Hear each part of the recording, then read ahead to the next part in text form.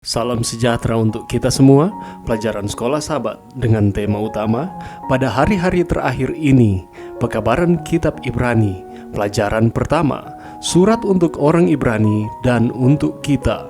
Minggu 26 Desember, awal yang mulia. Untuk memahami khotbah dan menerapkan pekabarannya pada diri kita sendiri, kita perlu memahami sejarah jemaat dan situasi mereka ketika mereka menerima surat dari Rasul. Bacalah Ibrani 2 ayat 3 dan 4. Apa pengalaman pendengar Ibrani ketika mereka pertama kali bertobat? Bagian ini menyiratkan bahwa para pendengar Ibrani belum pernah mendengar Yesus sendiri berkhotbah.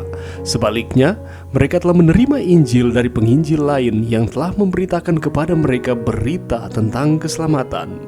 Paulus juga mengatakan bahwa para penginjil telah meneguhkan pekabaran itu kepada mereka dan bahwa Allah sendiri telah meneguhkan kesaksian mereka oleh tanda-tanda dan mujizat-mujizat.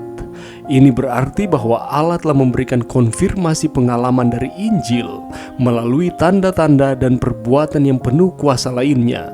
Di antaranya adalah pembagian karunia Roh Kudus. Perjanjian Baru menceritakan bahwa tanda-tanda seperti kesembuhan yang ajaib, mengusir roh jahat, dan pencurahan karunia rohani sering kali menyertai pemberitaan Injil di tempat-tempat baru. Pada permulaan gereja Kristen, Allah mencurahkan rohnya ke atas para rasul di Yerusalem sehingga mereka dapat memberitakan Injil dalam bahasa yang sebelumnya tidak mereka ketahui dan mereka dapat melakukan mujizat. Filipus melakukan mujizat serupa di Samaria, Petrus di Yope dan Kaisarea, dan Paulus selama pelayanannya di Asia Kecil dan Eropa. Peristiwa-peristiwa berkuasa ini adalah bukti pengalaman yang menegaskan tentang pekabaran keselamatan, mendirikan kerajaan Allah, dan keselamatan dari kutuk serta kebebasan dari kuasa jahat. Roh memberi orang percaya Kristen mula-mula keyakinan bahwa dosa mereka telah diampuni. Oleh karena itu, mereka tidak takut penghakiman, dan sebagai hasilnya, mereka berdoa dengan berani dan penuh keyakinan. Serta pengalaman religius mereka menyenangkan. Roh juga membebaskan mereka yang diperbudak oleh kuasa jahat, yang merupakan bukti kuat mengenai keunggulan kuasa Allah atas kuasa jahat, dan mengungkapkan bahwa kerajaan Allah telah didirikan dalam hidup mereka. Bagaimana kisah pertobatan Anda? Dengan cara apa Anda telah dikuatkan dalam iman dan kepercayaan Anda kepada Yesus Kristus sebagai Juru Selamat dan Tuhan Anda? Mengapa adalah baik untuk mengingat bagaimana Tuhan pertama kali bekerja dalam hidup Anda untuk membawa Anda kepadanya? Pelajaran yang bisa kita dapatkan pada saat ini ketika kita membaca Ibrani pasal 2, khususnya ayatnya yang pertama. Di sana dikatakan bahwa karena itu harus lebih teliti kita memperhatikan apa yang telah kita dengar, supaya kita jangan hanyut di bawah arus. Ada alasan yang baik mengapa kita jangan sampai terbawa arus.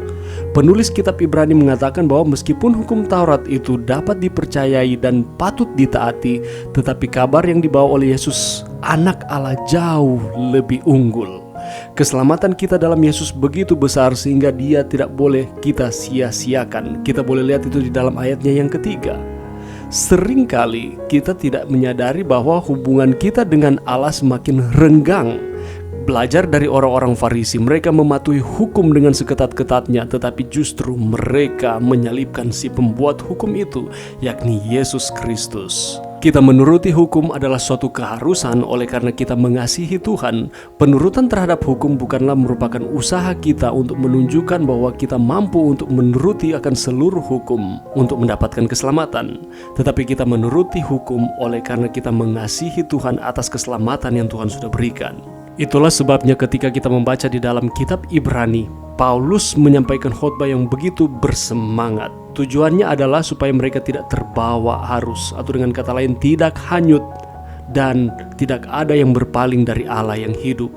Dan Paulus terus memberikan nasihat kepada mereka supaya tidak meninggalkan kepercayaan mereka karena besar upah yang menantinya.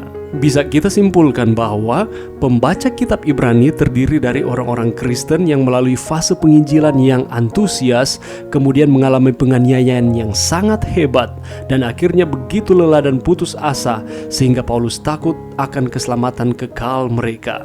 Sehingga Paulus terus memberikan nasihat demi nasihat kepada mereka supaya mereka terus setia kepada Tuhan. Kita harus selalu sadar dan bersyukur bahwa kita dapat mengenal Tuhan yang tidak bisa disamakan dengan Allah manapun.